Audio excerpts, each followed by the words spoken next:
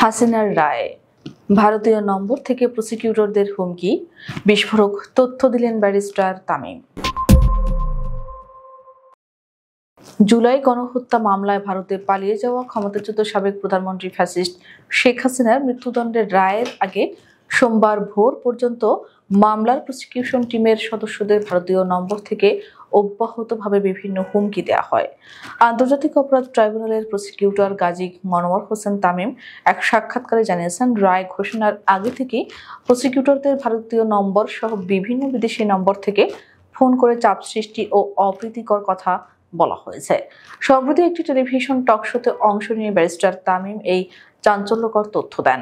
তিনি জানান, এই হুমকির সূত্রপাত হয় মূলত ফ্যাসিস্ট হাসিনার পুত্র সজীব অজিত জয়ের একটি ফেসবুক পোস্ট থেকে। রায়ের আগে জয় তার ভেরিফাইড ফেসবুক পেজে মামলার দায়িত্বে থাকা পুরো প্রসিকিউশন টিমের সব সদস্যের নাম এবং ব্যক্তিগত ফোন নম্বর প্রকাশ করে একটি স্ট্যাটাস দেয়। ব্যারিস্টার তামিম বলেন, এই তালিকা প্রকাশের পরপরই আমাদের টিমের সদস্যদের কাছে বিভিন্ন অপরিচিত ও বিদেশি নম্বর থেকে একের পর এক ফোন আসতে শুরু করে। কয়েকটি নম্বর ভারতীয় হিসেবে শনাক্ত করা গেছে। আমাদের কয়েকজন সহকর্মী ফোন রিসিভ করে দেখেছেন, ফোনের ভাষা ও উদ্দেশ্য ছিল হুমকিমূলক এবং বিচার প্রক্রিয়াকে প্রভাবিত করার একটি স্পষ্ট চেষ্টা। তিনি আরো বলেন, এই ধরনের হুমকি বা উস্কানিমূলক আচরণ শেখ হাসিনার পক্ষ থেকে নতুন কিছু নয়। বিচার প্রক্রিয়া চলাকালীন তিনি ভারত থেকে বিভিন্ন সময় যে বক্তব্য দিয়েছেন সেগুলো ছিল বিচারকে বাধাগ্রস্ত করার শামিল।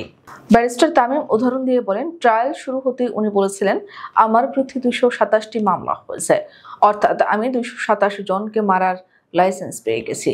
এরপর তিনি বলেছেন, এতদিন তো উন্নয়ন করেছে, এবার এসে সব সাফ করব।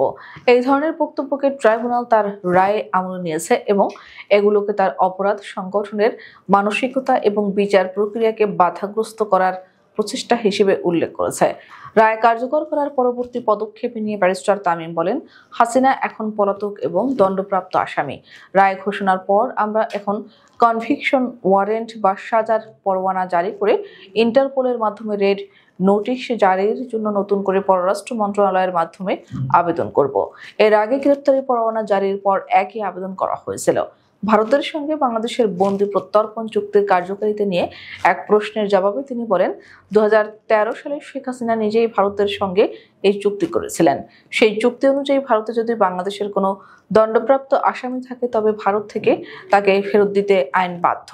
তবে ভারত যদি এই বিচারকে রাজনৈতিক উদ্দেশ্য পরিণত বলে মনে করে ফেরত না দেয়, এমন আশঙ্কার জবাবে ব্যারিস্টার তামিম একটি জোরালো যুক্তি তুলে ধরেন। তিনি বলেন, এই বিচারকে রাজনৈতিক বলা হাস্যকর এবং অযৌক্তিক, কারণ যে আইনে ও যে ট্রাইব্যুনালে এই বিচার হয়েছে তা শেখ হাসিনা নিজেই তৈরি করেছেন।